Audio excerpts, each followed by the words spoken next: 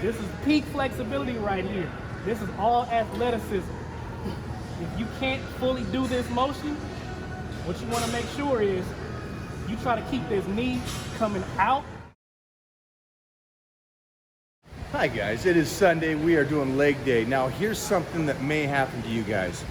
You may assume that leg day is always the same in a sense. So I know a lot of you kind of go with the basics, which I love. So 2 leg days a week. I mean, you're squatting, leg pressing, leg extension, leg curls.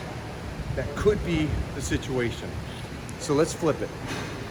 So on your second leg day, start with hamstrings, switch it back. The one leg day would be that heavy squats and that nervous system training. The other day will be that, I don't know if you'd say it's rehab or development of the other side of the muscle. So go off on the hamstring action and then move towards the quads. So that's what we're doing today. Did you say second leg day of the week? Oh, second leg day. Maybe they're not familiar that I am on the blitz right now. Yeah. This is the end of week 2, and we're doing 2 body parts. Again, you guys understand that you only do 2 body parts maybe for 8 to 12 weeks a year. You never do it more than that. But you guys already know that. So unless you're a power lifter who doesn't do secondary work that much, you'll do 1 or 2 exercises afterwards. That's what we'll do on a powerlifting. Then they'll do it all year long, but that's a power lifter. Someone getting ready for a meet or trying to just work on that strength. Well, we're trying to do the combination of strength and muscularity. So, but you guys already know all this. I mean, you read it on Instagram or social media or Built Ready, Heath Evans. We are getting some hamstring work here with the old school horizontal leg press. Great machine here. Also an easy machine to load up and, you know, stack. So what we do here, single leg, drive through the heel, full range. So we adjusted the pin so that we can actually go all the way down the sled.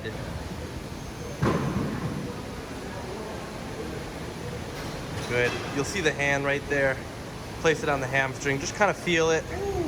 Likes to just get a feeling of, all right, this is what's working. This is what we're doing.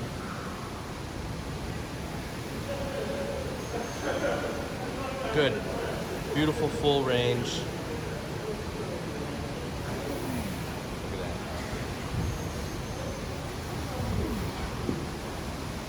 that. Beautiful. All the way down at the bottom. Right here. Boom. That's the spot. Boom. I'll explain why we do it on a machine. Nice. Good. Let's go, Doc. See you, Doc. Come on, man. Come on, baby. Let's go. Now, this is going to be an odd one for you guys because of the fact that Doc's a power lifter. Even though he looks like a bodybuilder, he has great mind to muscle connection. So even though he power lifts, he still develops a bodybuilder's body because he's connected. If that's confusing to you, again, today may be one of those, go to the archives and listen and watch some of those videos. But again, if you're a power lifter, and I've said this 100 times, you can be 181 in 1990. And in 2020, you can still be a 181, but you're squatting 300 pounds more. Connective tissue, strength, not development of muscle, 2 different things. And you guys, somebody told you once that if you lift heavy, that means you're muscularly strong. It's not, it's old man strength. It's everything in between it. That's why MMA fighters, or wrestlers, I love staying with wrestlers, I can bring in a 180-pound wrestler in here, and I can find the biggest 280-pound bodybuilder, and it'll get dumped on the head. Because there's a difference. There's a difference of strength, that man strength. So even though he's strong like that, he's also developing the body because he's connected. Again, I know that's so elementary, but To you. it is such a key point to developing the body. I don't know how to express it anymore. You want to give him a little shout? It's the best of both worlds right there. That's right.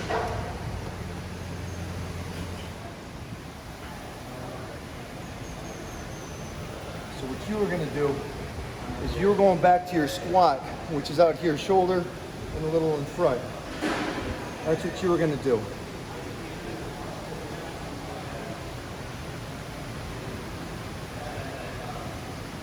We're gonna crazy that shit out.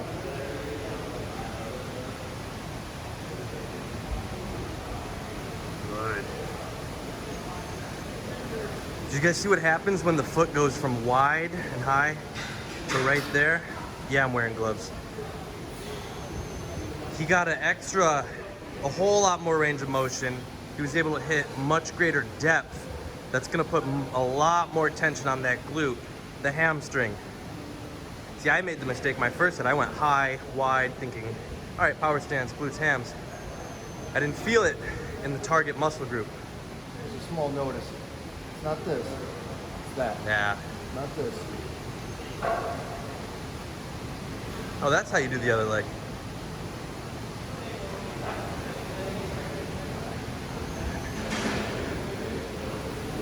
Try this one out, guys. This thing sucks. And when you do this, don't stop there. Go all the way. Do not hit parallel on this. Do not hit a quarter rep, because that is not going to hit the muscle in the intended way. We need that full range of motion. Woo! Woo! So position of feet is going to kind of also show you how open you are hip-wise and how the deterioration is happening. So what I love is you see the legs, the feet straight. It's a hard squat to keep them straight. You'll notice everybody turns them out.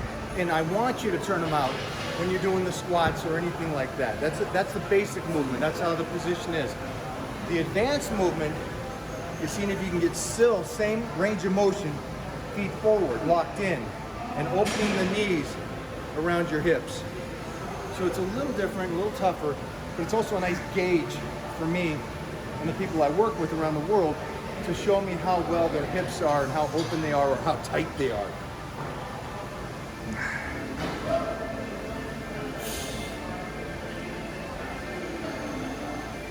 Side note, this thing is tough. Guess who's nauseous this morning? Come on. This guy. Come on. Come on, Doc. Come on, Doc.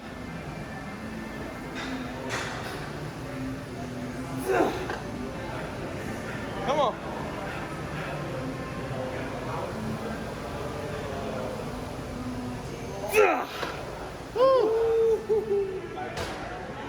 Connective tissue goes here and it shoots out. And the fact that I have a power lifter over here, you know, we're gonna have him on stage in a little bit. We got D-Ball over here, Serge, lead trainer. You know, it's great. You know, the connective and boom, boom, boom. Hey, put your mask on. It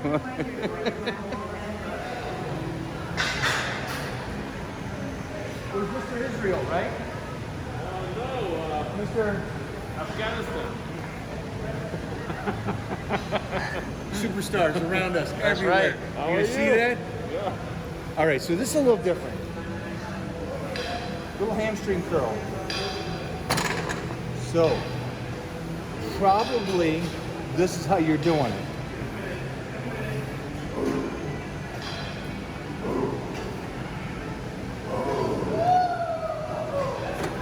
Now that's fine. You can do it that way. That's 100% okay. Try keeping the hips in, knees back. Ooh! So you're not going to do this. So the hip stays in. Oh, that's key. Yeah, because I noticed that when I did the one-legged leg curls, everybody was just doing basically leg curls without any change in the form. Right. They were just moving the body back, which is not what I was doing. So it's that hip position. Giving it to her? Yeah. Not. So it's all in the hips, right, Doc? Right.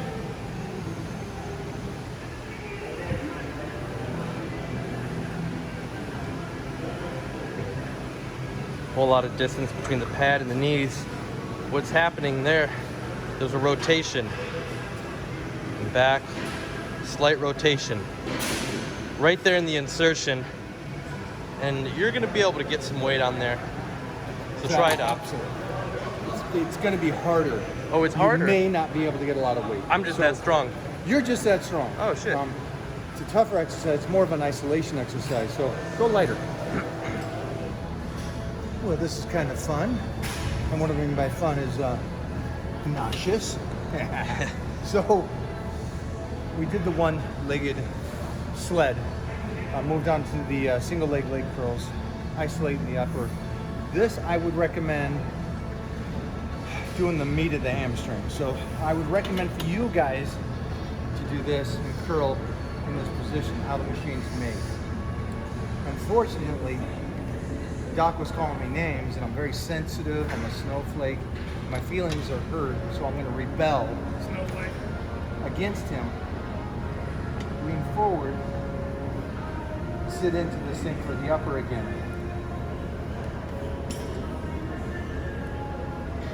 Don't freak out about the no support on the back. Yeah. I know there's always one, right?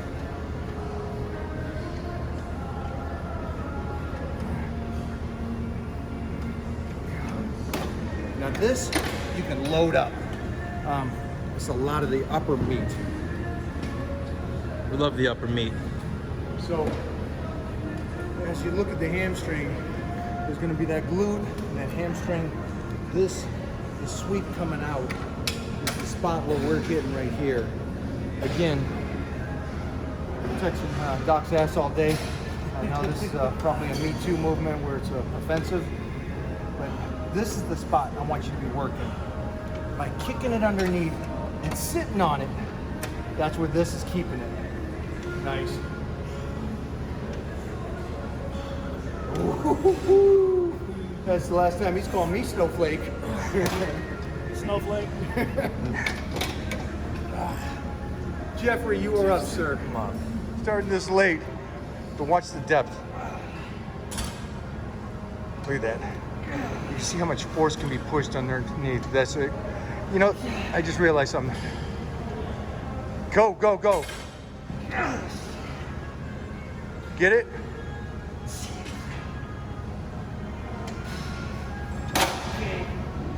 I'll address this right now because I know this is going to be said.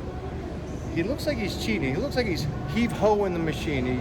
He's pushing it under there, which is another part of what we were doing last week about the cheat curls. Now, what I love is that you got to go verify these things, and if you're gonna go verify it, go to the greatest, go to the man, go to Arnold, watch about his cheat curls, talk about his forced reps. Go find a picture of him deadlifting. Trust me, you'll never get the image out of your head because it is nasty looking. But it's the ugliness of it that I love because of the fact that there's going to be a time like Dr. Jordan said, when the, what did he say, that when the pedal hits the metal, you got to have something to go. And right now, this is that go. This is, you guys all ask me to go 100%. This is that 100%. This is that ugliness, that get into the exercise, heave ho a little bit. I'm okay with it on this exercise, in this form, because it's a safer form. But yeah, at times you're gonna do this.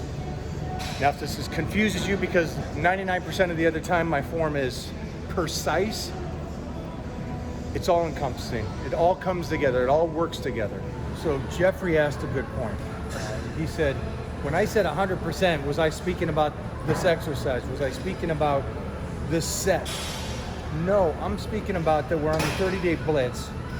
We got a short period of time left to peak. And so, as you could see from the videos you've been watching this last week, we've upped it. The cheek curls, the heavier, the odd angles with heavy freaking weights. Yeah. You see the overloads, the drop sets, you see all that. So now I'm giving you all permission. And this is where I hate telling you guys this, because then you think I said do it all year. I didn't say this all year. I'm saying for this short period of time, now we'll incorporate the fasting, now we'll incorporate the cardio, now we'll incorporate the ab work. But it's this short period of time that we're doing that.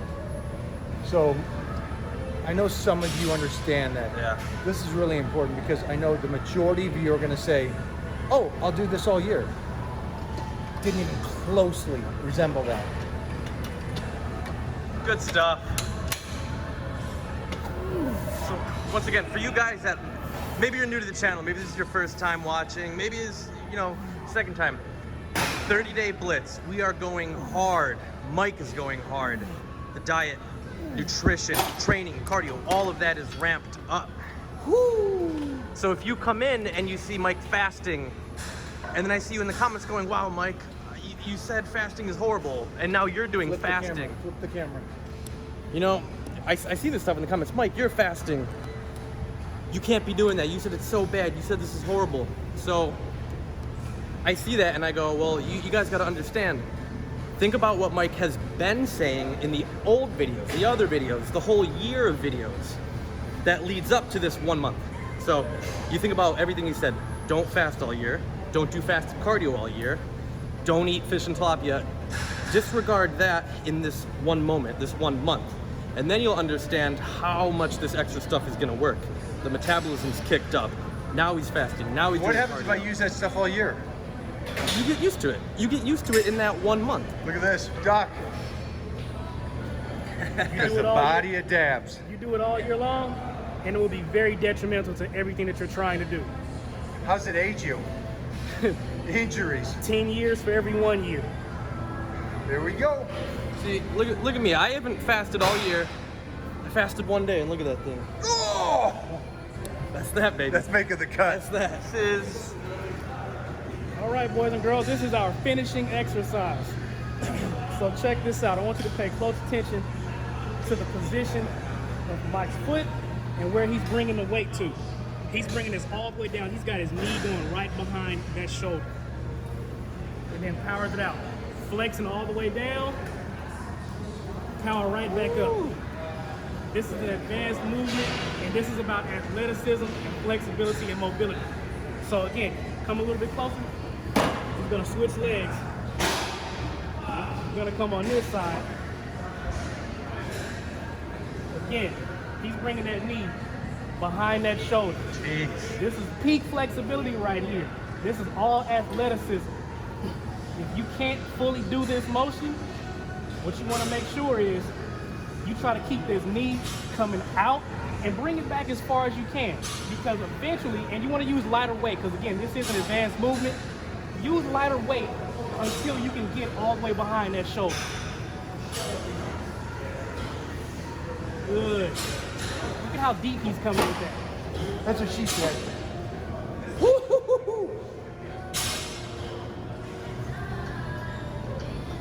Someone's moody. You guys see that? Look at him. Look at him. Oh, we're talking about you.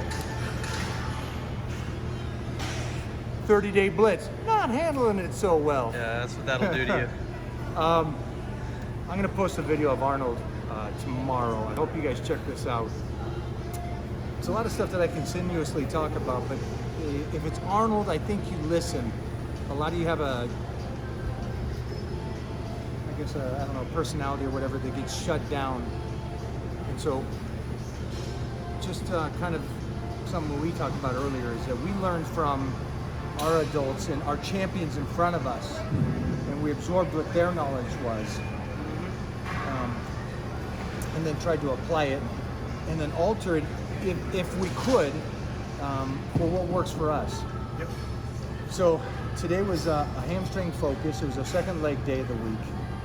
And again, for you guys, just so you understand, we're only doing this 8 to 12 weeks in total, these two body parts. You would never do it, again, for a bodybuilder throughout the year. For a power lifter, it's something completely different because they're doing less work in the sense of secondary. But what do you got to add to this big boy? For me, it's different being a power lifter because, like he said, less work for me volume-wise, because what I'm used to, a lot more weight and a lot less reps. So doing this is helping me to develop a lot more strength endurance. So more reps, more sets with heavy weight. Depending on what the movement is, some of you guys may need to use less weight to do some of the movements, but that's okay because you have to start somewhere. So for me, it's easier to come over and do heavier weight with more reps and more sets because I'm used to moving that heavier weight. 1 second.